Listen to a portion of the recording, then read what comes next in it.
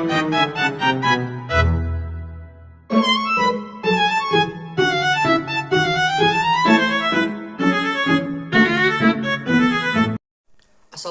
warahmatullahi wabarakatuh. Yang saya hormati Ibu Siti Hoiriah SHIMH selaku dosen pengampu mata kuliah Hukum Pemerintahan Daerah serta teman-teman sekalian yang saya banggakan. Pada kesempatan kali ini, izinkanlah saya, Muhammad Gatun Abida dengan NPM 24120111499 akan menyampaikan materi terkait perancangan pembangunan daerah dengan 6 topik pembahasan yang akan saya bahas setelah ini. Topik yang pertama, definisi perencanaan pembangunan daerah. Baik, kita mulai dari pengertiannya terlebih dahulu. Untuk memahami perencanaan pembangunan daerah, ada 3 kata kunci yang perlu dipahami. Yang pertama, perencanaan. Perencanaan merupakan proses berpikir sistematis untuk menentukan tujuan pembangunan, strategi pelaksanaan, waktu pelaksanaan, serta pihak yang bertanggung jawab. Kedua, pembangunan. Pembangunan tidak hanya berkaitan dengan pembangunan fisik, tetapi juga peningkatan kualitas hidup masyarakat, meliputi ekonomi, pendidikan, kesehatan, lingkungan, dan tata kelola pemerintahan. Yang ketiga, daerah, yaitu provinsi, kabupaten ataupun kota yang memiliki kewenangan mengatur urusan pemerintahannya sendiri berdasarkan prinsip otonomi daerah. Secara yuridis, definisi ini diatur dalam Undang-Undang Nomor 25 Tahun 2004 tentang Sistem Perencanaan Pembangunan Nasional yang menyatakan bahwa perencanaan pembangunan daerah merupakan proses penyusunan tahapan kegiatan pembangunan yang melibatkan berbagai pemangku kepentingan guna meningkatkan kesejahteraan masyarakat dalam jangka waktu tertentu. Jadi, dapat disimpulkan bahwa perencanaan pembangunan daerah adalah proses hukum dan kebijakan publik yang terarah, bukan keputusan spontan pemerintah. Topik yang kedua, tujuan pembangunan daerah. Selanjutnya, kita masuk pada tujuan pembangunan daerah. Tujuan yang pertama adalah meningkatkan kesejahteraan masyarakat. Keberhasilan pembangunan tidak diukur dari banyaknya proyek fisik, tetapi dari indikator nyata seperti peningkatan indeks pembangunan manusia, kualitas pendidikan, layanan kesehatan, serta penurunan angka kemiskinan dan pengangguran. Tujuan kedua, yaitu pemerataan pembangunan. Pembangunan harus mengurangi kesenjangan antar wilayah, sehingga manfaatnya dapat dirasakan oleh seluruh masyarakat termasuk daerah terpencil dan tertinggal. Ketiga, penguatan kapasitas daerah.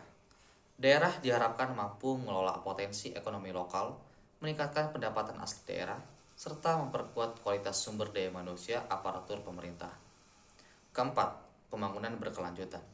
Setiap kebijakan pembangunan harus memperhatikan kelestarian lingkungan hidup agar tidak mengorbankan kepentingan generasi mendatang.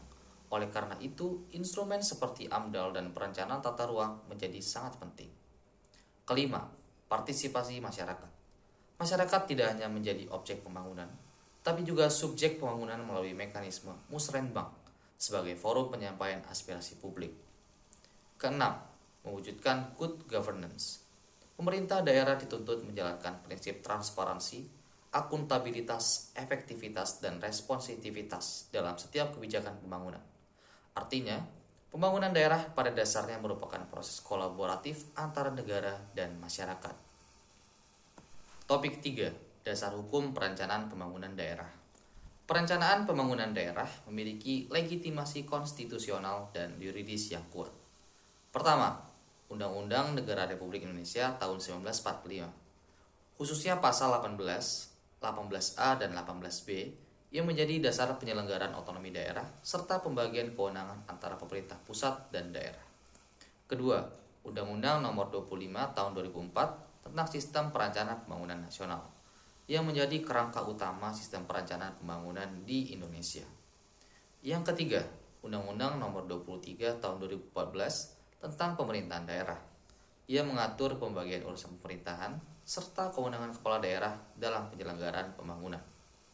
Yang keempat, Peraturan Pemerintah Nomor 8 Tahun 2008 yang menjelaskan tahapan penyusunan, pengendalian, dan evaluasi dokumen perencanaan daerah. Yang kelima, Peraturan Menteri Dalam Negeri Nomor 86 Tahun 2017 yang memberikan pedoman teknis operasional mengenai tata cara penyusunan dokumen perencanaan pembangunan daerah. Hal ini menunjukkan bahwa perencanaan pembangunan daerah bukan pilihan kebijakan semata, tetapi merupakan kewajiban hukum pemerintahan daerah. Topik keempat, sistem perencanaan pembangunan daerah. Selanjutnya, mengenai sistem perencanaan pembangunan daerah.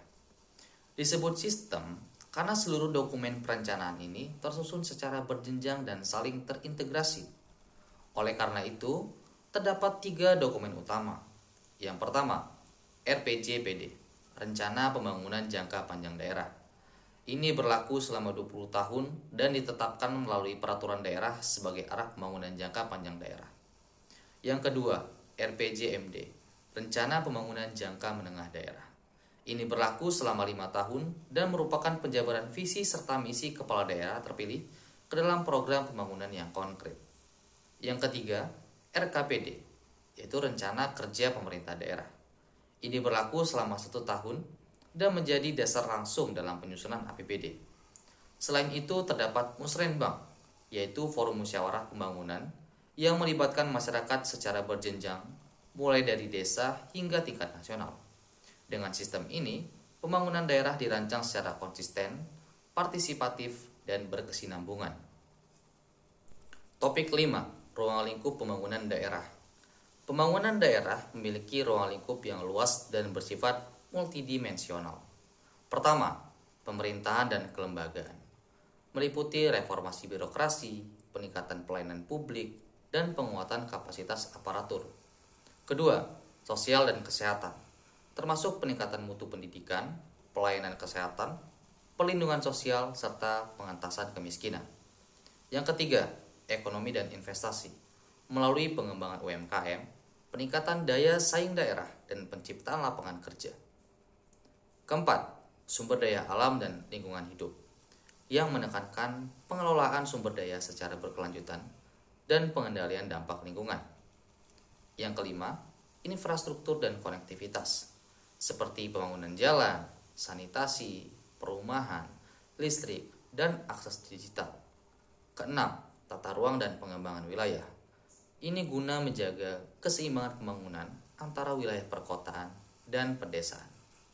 Dengan demikian, pembangunan daerah tidak hanya berorientasi pada pertumbuhan ekonomi, tetapi juga pada kualitas kehidupan masyarakat secara menyeluruh.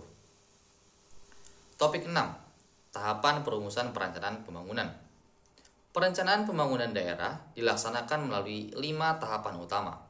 Yang pertama, penyusunan rancangan awal oleh Bapeda berdasarkan evaluasi pembangunan sebelumnya serta analisis isu strategi daerah. Yang kedua, pelaksanaan Musrenbang sebagai forum partisipasi masyarakat untuk menentukan prioritas pembangunan. Yang ketiga, penyusunan rancangan akhir melalui proses sinkronisasi program, verifikasi teknis, dan penyesuaian kemampuan anggaran daerah. Yang keempat, penetapan dokumen menjadi produk hukum daerah, yaitu RPJPD dan RPJMD ditetapkan melalui peraturan daerah, RKPD ditetapkan melalui peraturan kepala daerah. Kelima, pelaksanaan monitoring dan evaluasi yang memastikan program pembangunan berjalan efektif serta menjadi dasar perbaikan perencanaan pada periode berikutnya.